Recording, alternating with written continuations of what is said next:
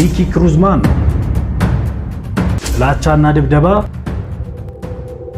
ከጎዳና ወደ ወንጌል የመጣው wherever you go there's going to be Jesus ማንም አይወደኝም ነበር ታላቅ የወንጌል ሰባኪ ዲያብሎስ ነህ እንዳሉት ይሶ ይናገራል። ከግድያ ወደ ምስክርነት ስንቶቻችሁ ዝግጁ ናችሁ? ወደ ቪዲዮ ጸጋና ሰላም ይብዛላችሁ። እንዴት ናችሁ? ወደ ዩቲዩብ ቻናሌ ቤተሰቦች እኔ ደህና ነኝ እግዚአብሔር ይመስገን። እንግዲህ ከረጅም ቆይታ በኋላ ዛሬ ከእንደገና ተመልሼ መጥቻለሁ። ለአንድ ወር ያክል ምንም አይነት ቪዲዮ አልለቀቅንም። ስለጠፋው በጣም ይቅርታ እየጠየቅኩኝ ለዚህ ዩቲዩብ ቻናል አዲስ ከሆናችሁ ሁላችሁም ሰብስክራይብ እና የደውል ምልክቷን መጫናችሁን እንዳትረሱ። ከዚህ በኋላ ቪዲዮ እየሰራን ጊዜያችንን እየጠበቅን ከእናንተ ጋር ቆይታ እናደርጋለን። ወደ ቪዲዮ እንግዲህ ዛሬ ስለ አንድ ሰው ላወራችሁ በዚህ ቪዲዮ መጥቻለሁ። ያም ሰው ደግሞ በጣም አስገራሚና የብዙዎችን ህይወት ሊቀይር የሚችል ምስክርነት ያለው እንደገናም ደግሞ በቀደመው ህይወቱ በጣም የሚያስደንቅ ህይወት የነበረው አሁን ግን በእግዚአብሔር መንግስት ውስጥ ታላቅ አገልጋይ ስለሆነው ስለ አንድ አገልጋይ ልነግራችሁ መጥቻለሁ። ስንቶቻችሁ ዝግጁ ናችሁ? ወንጌልስ እንደሚቀይር ስንቶቻችሁ ታምናላችሁ? እንግዲህ በመጽሐፍ ቅዱሳችን እንዳነበብነው በጣም ብዙ ሰዎች ከወንጌል በኋላ ያላቸው ታሪክና ከወንጌል በፊት የነበራቸው ታሪክ የተለያየ ነው። ለምሳሌ ሐዋርያው ጳውሎስን መመልከት ትችላላችሁ። ቀድሞ በነበረው ህይወቱ ቤተክርስቲያንን የሚያሳድድ ሰው እንደነበረ ብርሃን ተገልጦለት ይህን ወንጌል ከሰማ በኋላ ግን አገልጋይ እንደሆነ ታውቃላችሁ። ብዙዎቻችሁ የምታውቁት የመጽሐፍ ቅዱስ ታሪክ ነው። ዛሬም እንዲህ ያለ ሰው በሀገር አሜሪካ እንግዲህ በጣም ብዙዎችን ሲያስጨንቅና ሲያሳድድ ከእንደገናም ደግሞ ሲገድል የነበረ ሰው በጣም ብዙዎችን ያስጨነቀ አንድ ሰው አስተዋውቃችኋል። ይህንን ቪዲዮ በደንብ እየተከታተላችሁት ላይክ እና ኮሜንት ማድረጋችሁ እንዳትረሱ። ከእንደገናም ደግሞ ለወዳጆቻችሁ ሼር አድርጉላችሁ። እንግዲህ ዛሬ ማውራችሁ ስለ ኒኪ ክሩዝ ነው። ኒኪ ክሩዝ ማን ነው? ከዚህ በፊት ስለዚህ ግለሰብ ሰምታችሁ ታውቃላችሁ ወይ? ኒኪ ክሩዝ እንግዲህ በኒውዮርክ ከተማ የሚኖር በጎዳና ላይ ያደገና በጎዳና ላይ ያሉ ወንጀለኞችን መሪ ነው። ታዲያ ይህ ሰው ከልጅነቱ ጀምሮ በጥላቻ ያደገና ሰዎችን በመደብደብ በመግደል ከእንደገናም ደግሞ በጣም ብዙ ነገሮችን በማድረግ ያደገ ነው። ለሱ ጥላቻ፣ ድብደባ፣ ግድያ አዲስ አይደለም። ታዲያ ለዚህ ሰው ጥላቻና ድብደባ ያደገበትና ሰውነቱን ያስለመደበት የተማረበት ነገር ነበር።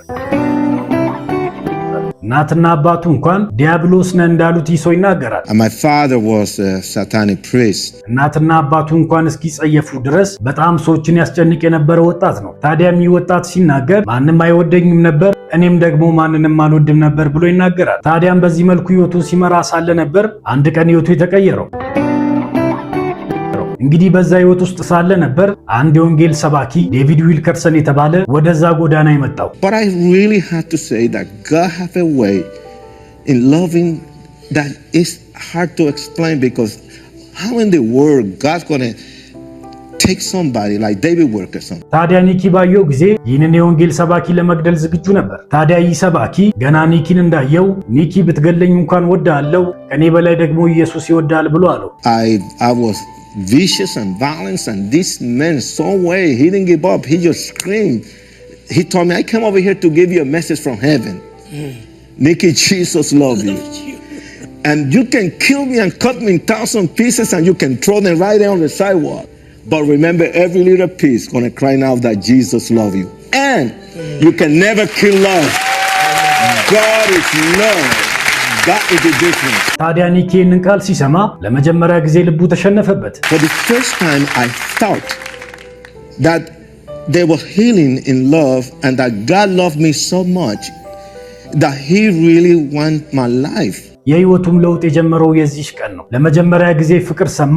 ለመጀመሪያ ጊዜም የሚወደው ሰው እንዳለ አሰበ። በዛሽ ቀን ነበር ጌታ ኢየሱስን የህይወቱ አዳኝ አድርጎ የተቀበለው። Then he put my heart back, closed my chest, open on my eyes, and when I wake up I was born again. I'm a new creature in Jesus Christ.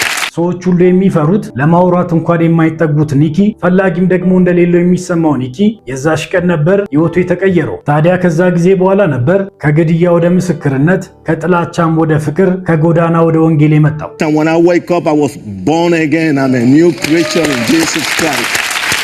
That's the miracle. That is the born again. That is the gospel. That is Jesus.